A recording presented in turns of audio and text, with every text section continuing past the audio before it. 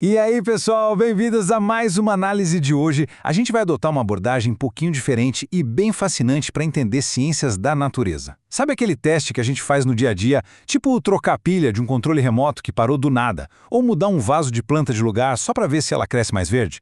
Pois é, esses pequenos testes diários são, na verdade, a semente do rigor científico. O nosso objetivo hoje é justamente colocar o chapéu de investigador e examinar experimentos biológicos exatamente como um detetive analisa a cena de um crime. Nossa missão aqui é desvendar toda a lógica por trás da competência 4, habilidade 15 do Enem, que é aquela focada na interpretação de experimentos. Mas parando para pensar, o que transforma um simples palpite nosso em uma prova científica inquestionável? Pense bem. Quando cientistas publicam um resultado, a comunidade inteira reconhece quase instantaneamente se aquilo é um achado válido mesmo ou só uma coincidência de sorte. Quais são as peças que montam e validam essa investigação? É exatamente essa capacidade analítica, sabe? De conseguir ler o método por trás da loucura que a prova de biologia vai exigir de quem estiver prestando o exame. Bom, todo bom investigador precisa conhecer as regras do jogo antes de entrar em campo, certo? O nosso manual oficial aqui é a matriz de referência do MEC. Lá na área de Ciências da Natureza, a competência 4 pede para a gente compreender as interações entre os organismos e o ambiente. Mas o nosso grande foco hoje é a habilidade 15, interpretar modelos e experimentos para explicar fenômenos biológicos. Trocando em miúdos, é saber provar, através de evidências metódicas, como uma variável afeta a outra no ambiente totalmente controlado. Vamos lá. Seção 1. Os 3 pilares. Os suspeitos da nossa investigação. Olha só, para dominar a interpretação de qualquer experimento na hora da prova, a gente precisa quebrar um método científico em 3 partes fundamentais. A gente pode encarar isso como os suspeitos da nossa investigação. Primeiro, temos a variável independente. Essa é a causa suspeita, aquilo que o cientista vai lá e altera de propósito, tipo aumentar a temperatura ou mudar a luz. O segundo pilar é a variável dependente. Essa é a nossa evidência final, o efeito que a gente mede, como a altura que a planta atingiu ou o tanto de espuma que saiu numa reação. E por fim, o grupo controle. O controle é o nosso álibi perfeito. É aquele grupo que não sofre alteração nenhuma da variável independente. Ele serve de base absoluta para a gente comparar e garantir que o resultado final não foi só uma grande obra do acaso. Seguindo em frente. Seção 2. Distinções cruciais. Esclarecendo as pistas.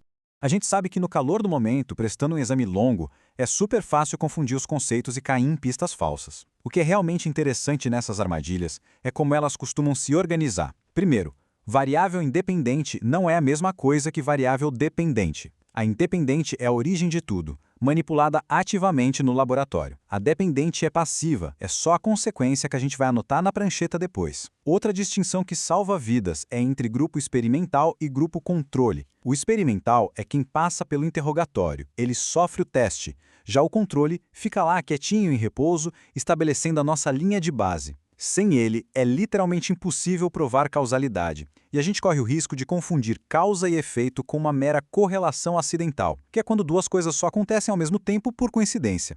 E agora a melhor parte. Seção 3. Investigando as evidências. Cenários reais de prova. Saindo um pouquinho da teoria, é hora da gente ir para o trabalho de campo, abrir os nossos arquivos de caso. O caso número 1 traz um cenário clássico de biologia celular, o famoso experimento da catalase. Imaginem um teste onde pedaços de fígado ou de batata são jogados em tubos de ensaio com água oxigenada. Num tubo, o fígado está totalmente cru, no outro, ele foi cozido antes. O exame joga a pergunta: qual é a explicação biológica para o fígado cozido não borbulhar e não fazer espuma? Bom, a dedução lógica aqui segue um passo a passo bem claro. Primeiro, a gente mapeia as variáveis. A nossa causa suspeita, a variável independente, é o calor, a mudança de temperatura. A evidência, que é a variável dependente, é a espuma, que nada mais é do que o gás oxigênio sendo liberado. A biologia ensina que a catalase é uma enzima, e enzimas são proteínas. Quando a gente aplica um calor extremo no tubo experimental, a estrutura 3D maravilhosa dessa proteína simplesmente quebra. A gente chama isso de desnaturação, ou seja, a forma se perde e a função vai embora junto. Logo, a falta de bolhas no tubo é evidência clara de que a alta temperatura inativou a enzima. Caso encerrado. Nosso segundo arquivo traz um mistério botânico, o fototropismo. Pense num experimento onde brotos de plantas estão crescendo dentro de uma caixa escura, com só um buraquinho minúsculo deixando entrar luz por um dos lados. Mas aí tem uma reviravolta digna de filme. Metade desses brotos tem as pontinhas cobertas com papel alumínio, bloqueando a luz completamente. Essa é a nossa manipulação experimental. A outra metade cresce naturalmente, com ápice descoberto. Olhando de perto as pistas visuais dessa cena, os resultados mostram o seguinte. As plantas de chapeuzinho de alumínio crescem retas, ignorando a luz lateral. Já as descobertas se curvam perfeitamente na direção daquele buraco luminoso. O que isso quer dizer? Prova que a ponta da planta é como se fosse o olho que percebe a luz. E o mecanismo por trás disso é o hormônio alcina. A luz lateral faz com que a alcina fuja e migre para o lado sombreado do caule. Acumulada lá na sombra, ela faz as células daquele lado se alongarem bem mais rápido. E pensa comigo, se um lado cresce mais que o outro, a estrutura toda enverga. Uma dedução brilhante, onde a variável dependente confirmou o local exato da percepção da luz. O terceiro caso revela uma das armadilhas mais comuns da experimentação, a falta do nosso álibi. Tem um problema estrutural gigante aqui. O cenário é o seguinte, um agricultor aplica um fertilizante novinho em folha na plantação inteira de milho dele. Semanas depois, o milho cresce lindo e vigoroso. Ele bate o martelo e conclui que o fertilizante é um sucesso absoluto. Mas onde está a falha gigantesca nessa investigação? Quando a gente investiga esse cenário com um olhar clínico, a falha é fatal. Não existe grupo controle. O agricultor tem a causa suspeita, que é o fertilizante, e o efeito visível, que é o crescimento. Só que, como ele aplicou o produto na fazenda toda, é impossível descartar as outras variáveis. Vai que choveu mais naquele mês, vai que a temperatura foi simplesmente ideal para a cultura, sem um lote de terra separadinho que não recebeu fertilizante, ou seja, sem o controle para servir de comparação de base, a conclusão dele simplesmente não tem validade científica. Esse caso arquivado lembra a gente que, na biologia, sem controle, não tem verdade. Quase acabando. Seção 4. Dicas táticas e armadilhas. Sobrevivendo aos truques da banca.